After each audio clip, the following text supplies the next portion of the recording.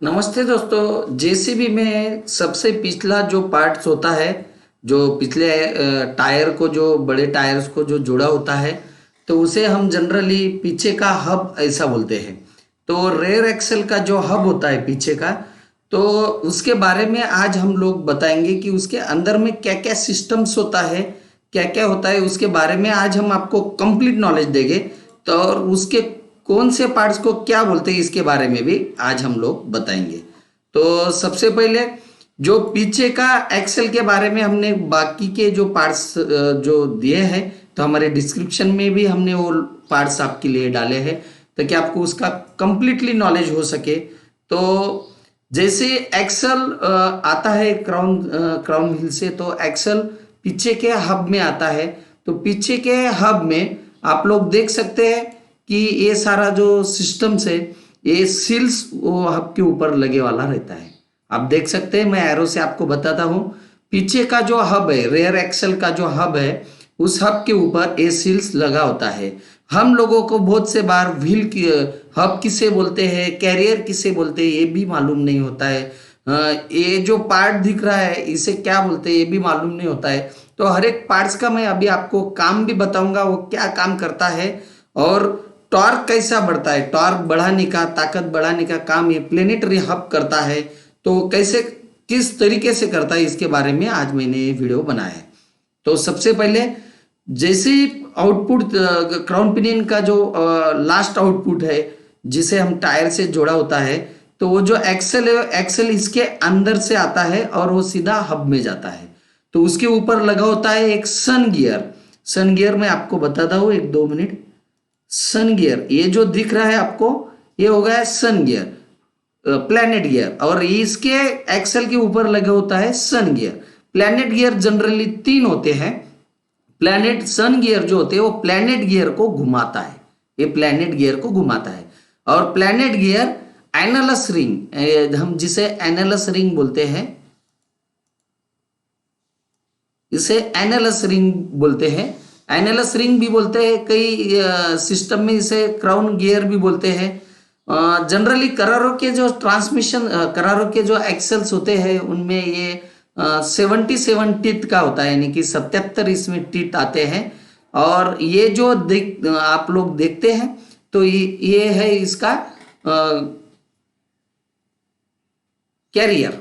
ये जो कैरियर है, कैरियर के ऊपर ये एनालस रिंग का जो टीथ है, ये कैरियर के ऊपर जो टीथ है इसके अंदर में ये जाते हैं और ये इसके ऊपर बोल्ट से ये फुल टाइट होता है। इसके पीछे से एक सर्कलिप लॉक होता है। बहुत से बार लॉक टूट जाता है। लॉक टूटने के बाद में हब में प्रॉब्लम आता है।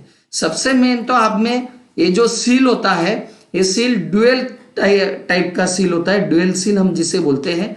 अंदर में ये जो सील होता है, सील का लिप जो होता है, वो एक्सल को फुल्ली तरीके से टाइट होता है। और बाहर का जो पार्ट होता है रोटेटिंग होता है। ये रोटेटिंग पार्ट इस हब में बैठा हुआ होता है। जो पोर्शन टायर के साइड में जो होता है उसे हब ऐसा बोलते हैं। और जो व्हील के तरफ होता है उसे व्हील कैरियर हम लोग बोलते हैं। व्हील कैरियर भी बोल सकते हैं, उसे हम प्लैनेट कैरियर भी बोलते हैं। कई सिस्टम में उसे प्लैनेट कैरियर भी बोल सकते हैं।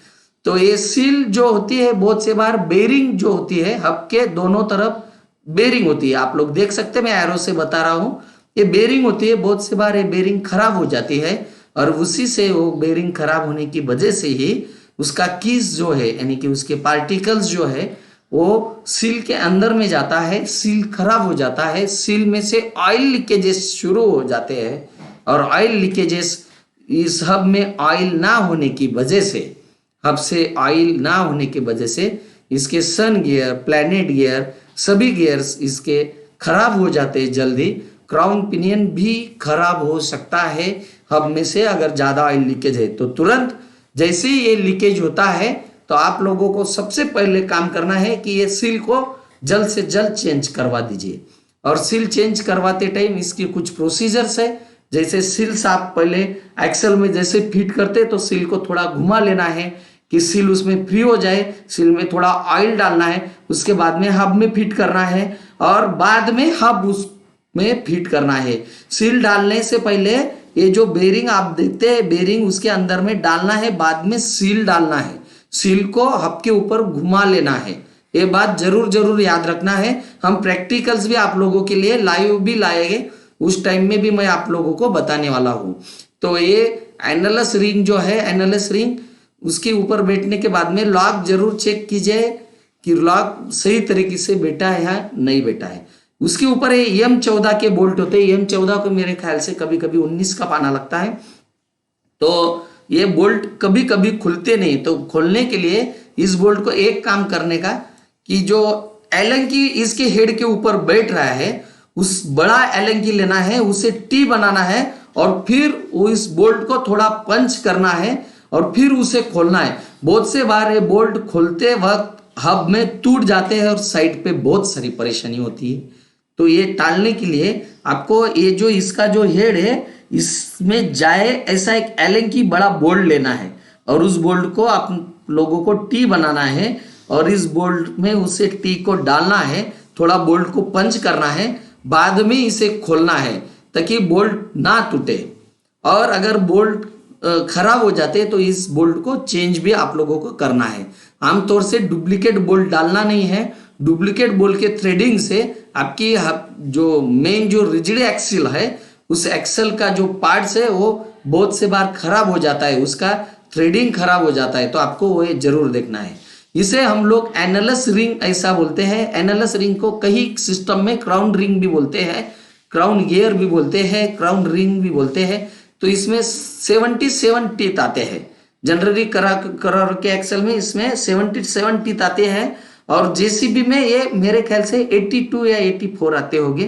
तो आप लोग देख लीजिएगा और एनालस रिंग कभी भी बदलने से पहले चेक कर लीजिएगा कि वो बराबर है या नहीं। बहुत से बार यहाँ से वो टूट जाता है, क्रैक हो जाता है, तो उस टाइम में ये जो स्प्रॉकेट है, इसके टीथ भी आप लोगों को देखना है। स्प्रॉकेट है कैरियर हम लोग जिसे बोलते हैं, इसका टीथ भी आप लोगों को देखना है अच्छा है या नहीं, नहीं तो इसको भी आप लोगों को बदलना है।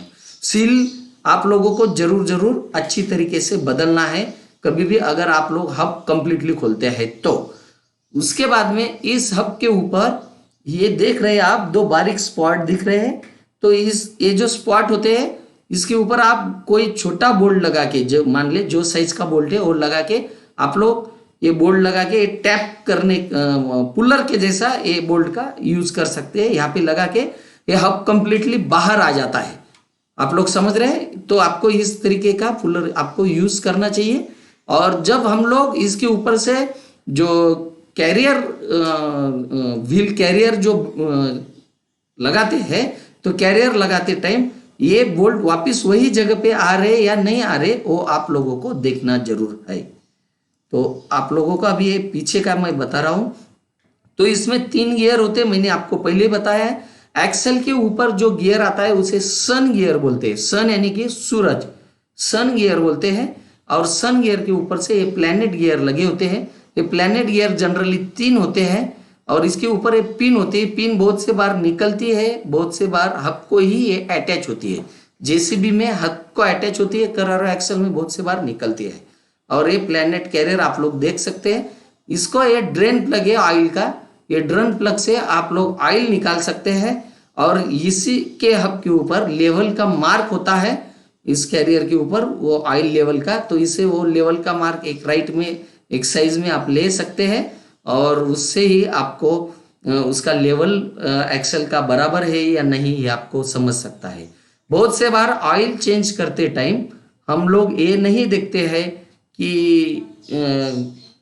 उसमें ऑयल में एक्सल में हम लोग ऑयल डाल देते हैं लेकिन हब में नहीं डालते हैं। तो जब भी आप एक्सल का पूरा ऑयल ड्रेन करते हैं तो हब का ऑयल भी सेपरेटली निकाल लीजिए दोनों हब का, और इसमें ऑयल लेवल जरूर करवाइए। तो थैंक यू वीडियो देखने के लिए। ऐसे वीडियोस हम कंटिन्यूस आप तक लाते रहेंगे।